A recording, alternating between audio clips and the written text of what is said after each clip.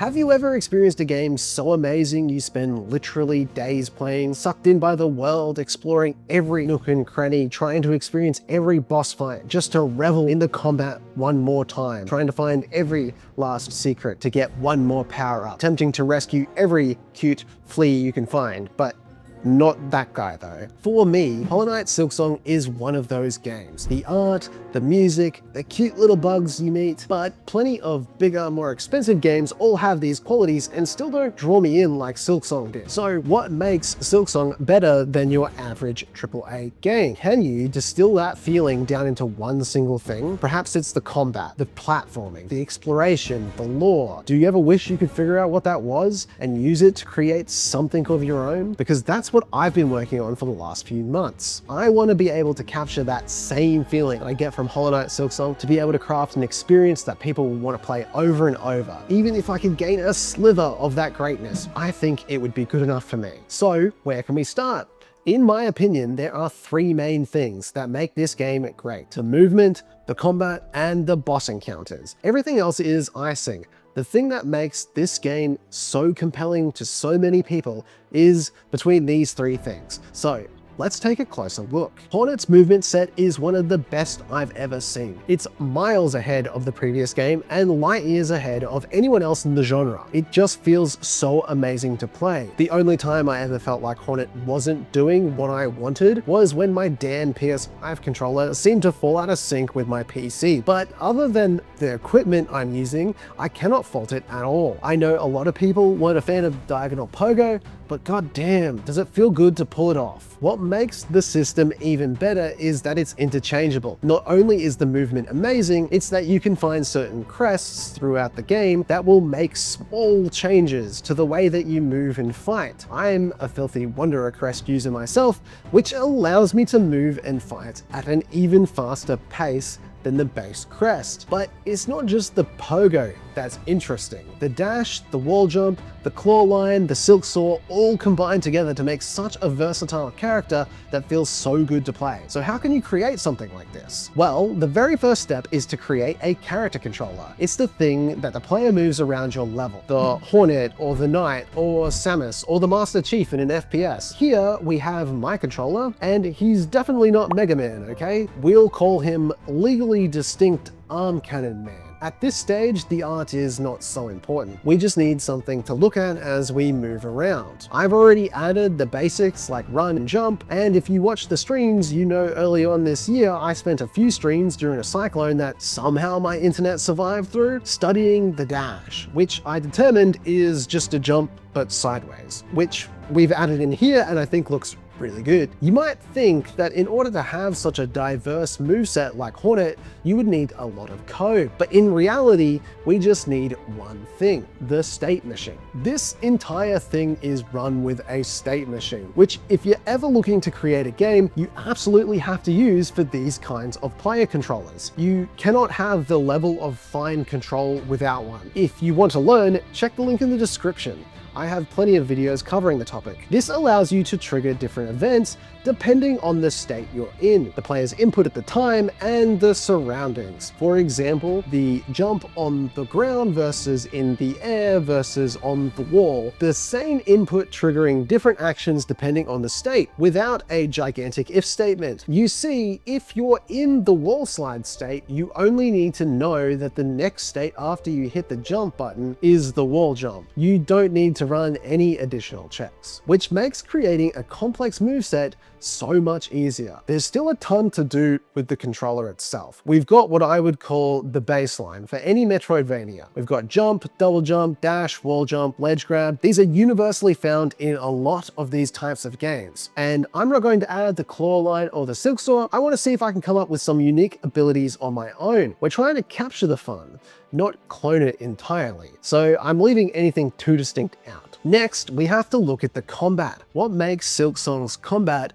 maybe the best I've ever seen in a Metroidvania? It's smooth, customizable, and makes you feel like an absolute badass, but also will punish the ever-living heck out of you for making any kind of mistake. But the number one thing that I absolutely love about the combat is that even though it's incredibly punishing, it's also incredibly predictable. The more you play, the better you start to become. You start to recognize the tells that each enemy are making before they make their move, the locations, their behaviors. The crest system also gives an added layer of customizability as well. You can be fast and aggressive, or you can be slow and methodical, allowing for an array of different playstyles. Personally, I like the faster style, which allows me to generate a lot of silk very quickly, which allows me to heal more often. Silk is a resource that you can use for healing or spells, by the way, which I actually think is a really overlooked aspect. The silk generation for healing is actually such a nice mechanic for a Metroidvania. As a part of my research for this project, I've been playing a lot of other Metroidvania games. I played the original Metroids on SNES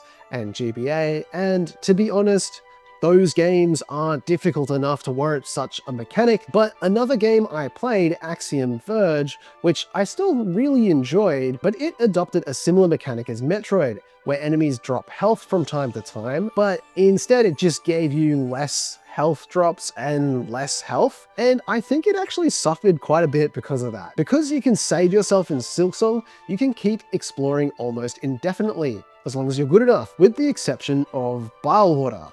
Fuck that place. When compared to Metroid, where your health just becomes so large that nothing is really a threat anymore, SilkSong is able to keep the threat of becoming overwhelmed up while still giving you a way to keep going forever. I think replicating this feeling is going to be the hardest thing to capture. I want to go for projectile combat, which is going to completely change the dynamic. The idea of combos become a little bit more challenging. The parry from Metroid is not a bad idea, but I don't ever feel strong when playing Metroid. There's no feeling of power. I'm also a big sucker for abilities, so I'll explore that at some point to see if we can find something there. Right now, I'm more interested in creating a roster of enemies for the player to fight. We have all the basics, like the crawler and the floater enemies, all set up, and we can use our cannon to fight them. We've got all the components set up. So creating new enemies is really about being able to come up with ideas for enemies. Let me know if you have any down below. The combat in SilkSong is amazing, but you also have to remember that the boss design is peak. Some of the best I've ever seen. I was really into World of Warcraft as a teen, and I have not seen many games that can replicate that feeling of progression that you see in a raid boss, where you make minor improvements over time, slowly getting to a kill. But in SilkSong, you can grind for hours and it never really feels too bad, except for maybe the last judge and the Growl run back. Those are horrible. You make minor tweaks and improvements to your strategy, slowly gaining improvement until you make the kill. One of my favorite boss fights is Widow, a weaver-driven mad. The moves that she has are very predictable and have precise timing windows. When you see her do an aerial lunge, you know that she's going to attack at an angle towards Hornet, and now you can develop a strategy. You also know that exactly after this, Widow is going to skitter across the ground. If Widow teleports across the floor, you know that she's going to rush towards you, spawning debris that does damage. It's hard, but if you know the windows, you can fight hard back. And man, does it feel good to go all out hitting your timings perfectly. And then when you think you're done, it starts a third phase and extends everything you've learned from the first two phases and puts them on steroids. It is such a good fight, and there are so many more to be found in this game. It has got to be one of the most satisfying experiences of a boss fight that I've ever had. I've played the entire Dark Souls series, and I've never felt the same way. While the visuals in Elden Ring are stunning, they're a little bit harder to read on a 3D plane. And in 2D, SilkSong is really clear about what's happening. The only other system that I found as satisfying was Expedition 33's parry system, robbed by the way, which, while 3D, was from a fixed camera perspective and used a very clear audio cue, which I found really easy to pick up on. Boss design is something that I've yet to explore, but remember to like and subscribe so that you can see when I do. Also, you can watch live on Twitch. I try to go live a few days a week. Anyway, what do you think? Let me know if you think SilkSong should have won Game of the Year, or if you thought it was too hard and you're a little baby that needs to get good. Remember to like and subscribe and follow along for my journey of finding out the exact ingredients that make this game near perfect. I'm Isaac from Chaff Games, and I will see you next time.